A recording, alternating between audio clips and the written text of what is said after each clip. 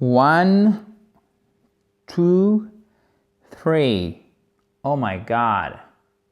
Partie numéro 3, chers amis, partie numéro 3 consacrée, vous le savez, si vous avez vu la vidéo 1 et la vidéo 2, dont je vous mets le lien juste en dessous, le conditionnel indispensable pour bien maîtriser l'anglais dans des formes un peu plus élaborées que le simple « What's your name? My name is » or « Where is Brian? Brian is in the kitchen. » Exactly.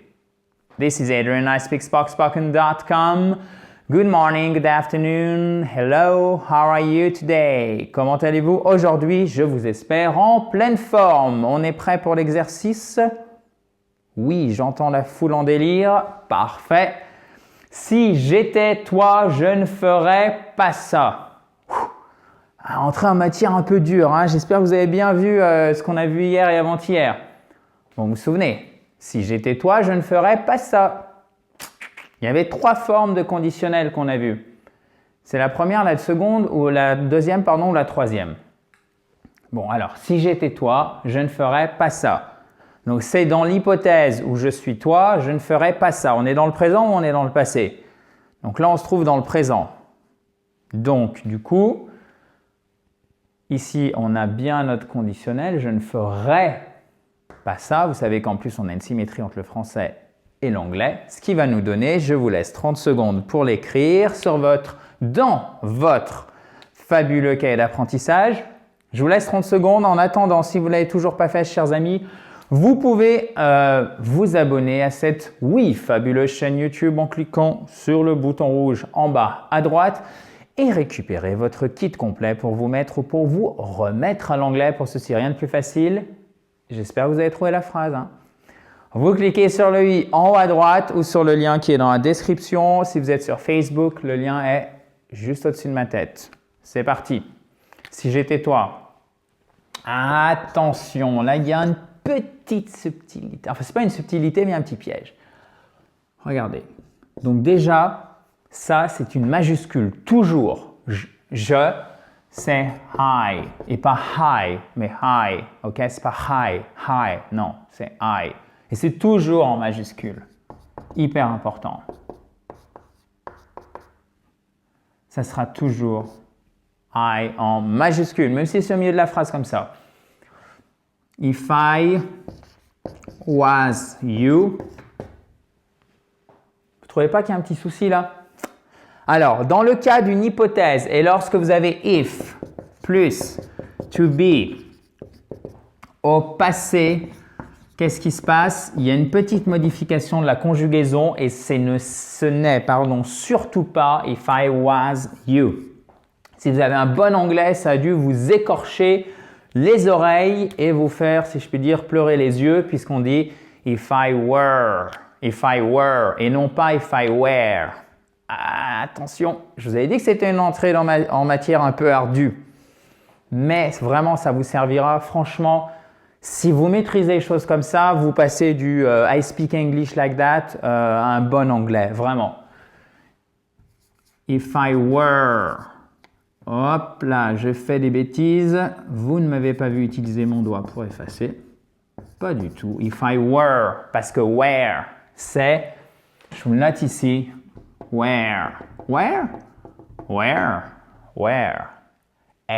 Where. C'est où. OK? Et were, c'est la forme la deuxième personne du singulier et du pluriel et de toutes les formes du pluriel pour le verbe être au prétérit. Tu étais, nous étions, vous étiez, ils étaient. Par exemple, là j'ai traduit qu'un imparfait, ça aurait pu être autre chose. Where, non. Where, were. If I were you, si j'étais toi, je ne ferais pas ça. Donc là, on a notre simple past, notre prétérit. Qu'est-ce qu'on met derrière? Un conditionnel comment? Présent. Exactement. Je vois que vous suivez. Je ne ferais pas ça. I would, et pas would. I would not do this. OK? On peut mettre aussi that. C'est généralement, quand on dit this, c'est plus proche que that, ok? This one and that one. Ok, this, c'est plus proche. That, c'est plus loin. Et that, c'est plus informel que this. Mais quand je dis c'est plus informel, ça ne veut pas dire que c'est impoli. Vous pouvez employer les deux dans la langue parlée, il n'y a pas de problème. Mais j'anticipe d'éventuelles questions que vous pourriez avoir. I would not do this. Donc là, c'est notre conditionnel présent à la forme négative. Hein. Donc on a would, not et la base verbale du verbe tout simplement.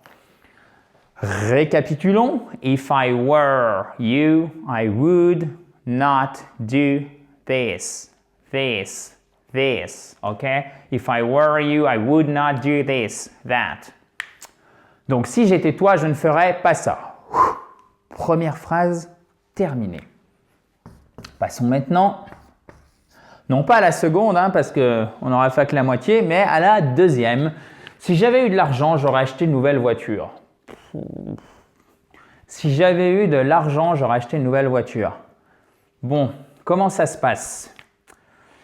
Ici, on a notre forme composée. OK? Là aussi, on a notre forme composée. Bon, ceci dit, ça ne nous aide pas trop. Mais ce qu'il faut comprendre, ce que vous devez comprendre, c'est que ici, si j'avais eu de l'argent, si dans le passé, j'avais eu de l'argent, alors ça aurait eu telle conséquence dans le passé. Mais au moment où vous énoncez cette phrase, on comprend bien que ça ne s'est pas produit. D'accord? C'est pour une hypothèse non réalisée dans le passé. Qui aurait pu se produire, ça n'a pas été le cas. Là, c'est clair quand vous dites ça. Si j'avais eu de l'argent, j'aurais acheté une voiture. C'est clair que vous n'avez pas eu soit de l'argent, soit le fait que vous n'avez pas acheté de voiture. En tout cas, ça ne s'est pas réalisé. OK? Du coup, c'est quel type de conditionnel? C'est la forme numéro 3. Et comment elle se forme? Ici, vous avez le couple prétérite, le couple, parce qu'ils marchent toujours ensemble, hein. Le couple prétérite, conditionnel présent. Là, vous avez le couple past perfect, OK? Presque, on pourrait presque le traduire comme plus que parfait, même si j'aime pas trop traduire les temps de l'anglais en français parce que c'est vraiment trompeur. Même si là, on a une si bonne symétrie, ça tombe bien. Mais on va toujours garder le terme anglais si vous me le permettez. Donc là, on a le couple past perfect et qui va avec quoi? Toujours le conditionnel passé. Donc vous le savez, le past perfect, c'est have plus le participe passé. Donc si j'avais eu de l'argent, participe passé du verbe, donc if I, toujours en majuscule. OK, donc là, je vous fais vraiment des grosses majuscules. Vraiment, mais faites-le, arrêtez de faire ça. OK? Parce que franchement, c'est faux. C'est le premier mot quasiment qu'on apprend en anglais. Donc ça, vous me l'enlevez s'il vous plaît. Et toujours un I majuscule, OK? Et un I capital, évidemment. Pas comme ça. Je précise. If I had. Et oui, donc on a toujours had. Et ici, si j'avais eu, c'est quoi? C'est le participe passé du verbe avoir. Pour dire si j'avais eu de l'argent, on va aussi utiliser le verbe avoir en anglais. Du coup, if I had money. Money, money, money. If I had money. Note conditionnelle passée, comment on le forme? Comment ça, vous avez oublié? Je suis sûr que non. Avec toujours I, donc would, plus have, plus je mets pp pour participe passé du verbe. Bon, si vous ne voyez plus, on s'en fiche. Le principal, c'est que vous voyez le tableau. J'aurais acheté une nouvelle voiture. Donc, acheter une voiture, c'est to buy a new car, et pas new, d'accord? A new car. Donc, to buy a new car. Du coup, notre participe passé, donc de to buy, c'est bought. Bought. C'est une voyelle longue. I would have bought a new car. Bah, vous voyez, c'est facile. I would have bought a new car. Easy, a new car. Peut-être c'était même trop facile. Hein? Je ne sais pas ce que vous en pensez. Dites-le moi dans un commentaire. C'était trop facile, Adrien. C'était trop compliqué. Tu as bien expliqué ou tu as très mal expliqué. J'attends vos réactions, chers amis. Vous pouvez me dire aussi tu as très mal écrit, mais ça, je le sais déjà. Alors, on va faire ça comme il faut. Hein? Gentiment. Hop là, comme à l'école, j'ai pris la brosse. I would have bought a new car. Nice. A new car. OK? Pas a new car. Pas a new car. A new car. Et oui, je sais que j'ai l'air stupide, mais faites la même chose que moi, franchement. Ça se fait avec la gorge. Il y a beaucoup plus de sons en anglais et surtout en anglais américain qui sont prononcés avec la gorge. I would have bought a new car. OK. Si j'avais su, je ne l'aurais jamais écouté. Est-ce que c'est une hypothèse non réalisée dans le présent ou est-ce que c'est dans le passé ou est-ce que c'est une hypothèse, quelque chose qui pourrait se produire dans le présent? Est-ce que c'est quelque chose qui pourrait se produire dans le présent ou est-ce que c'est une hypothèse non réalisée dans le passé? Une fois que vous avez compris ça, vous savez bien utiliser les temps pour le conditionnel dans des phrases du type si, donc, ce qui est le cas pour tout ce qu'on a vu dans ces 3 vidéos. Si j'avais su, je ne l'aurais jamais écouté. Bon, qu'on dit hypothèse non réalisée dans le passé. Donc, c'est exactement la même structure que celle qu'on vient de voir. Si j'avais su. Donc, on va aller un petit peu plus vite. Là, pour notre past perfect, c'est le verbe savoir. OK? To know, know, know. Pas to know, hein, évidemment. To know. If I had known, si j'avais su. If I had. Qu'est-ce que vous en pensez?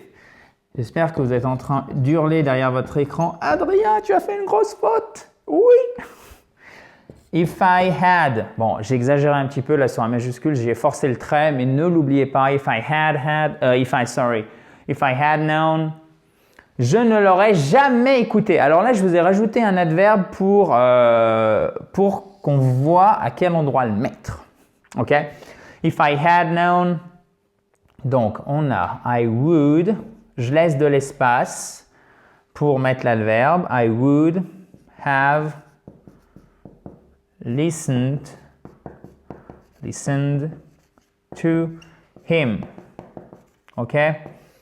If I had known, I would have never listened to him.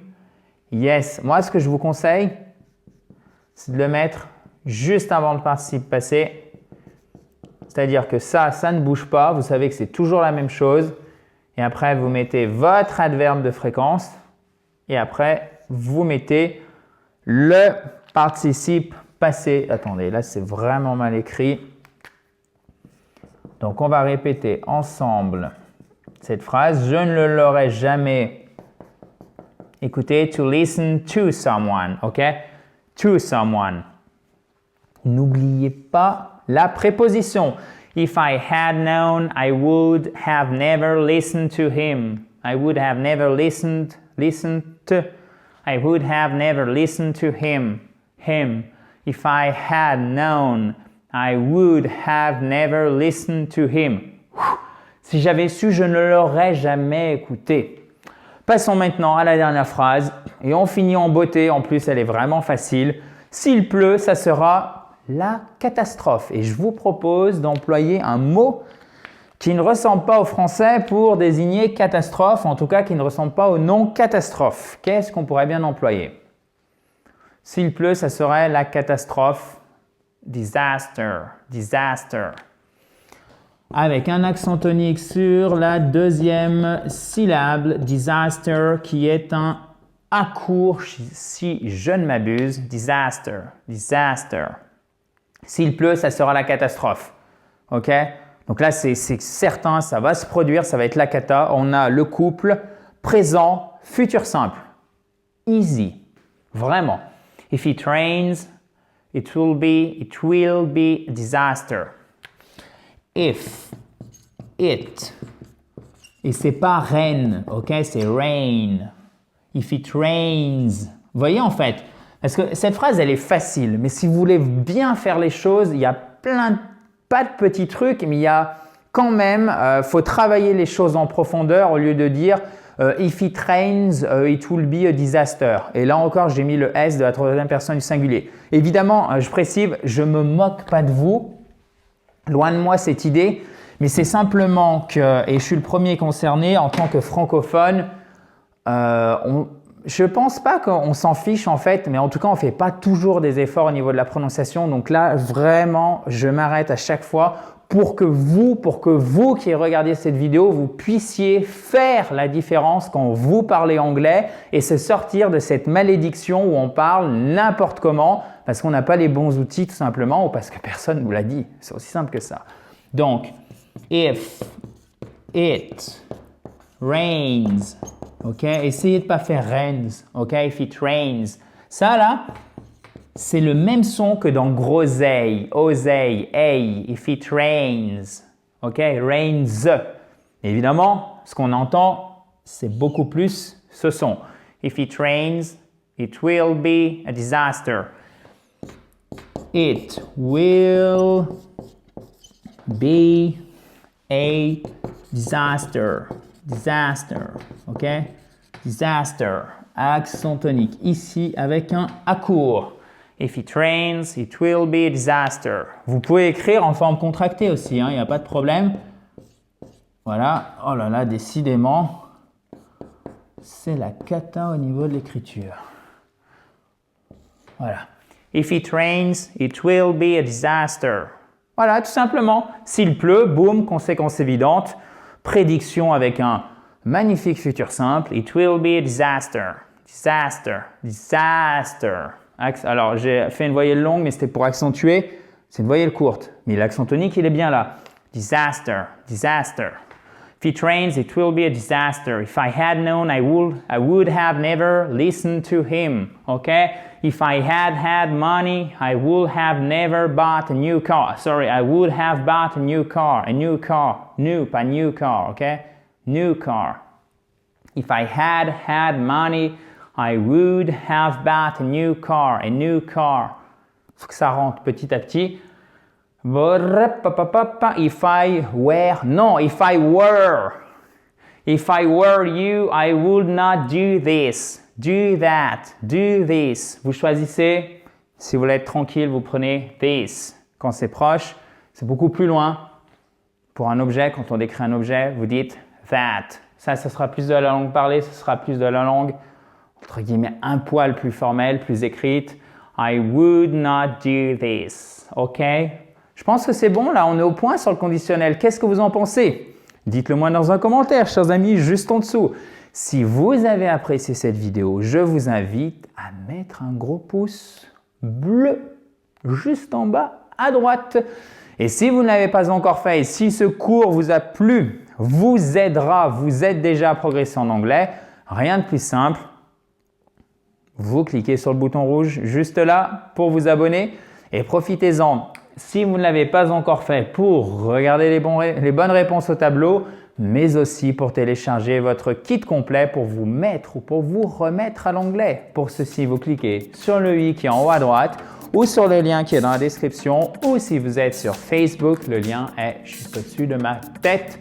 Je vous dis à demain, chers amis, dans la joie et la bonne humeur. Have a nice day. Talk to you tomorrow. Bye bye.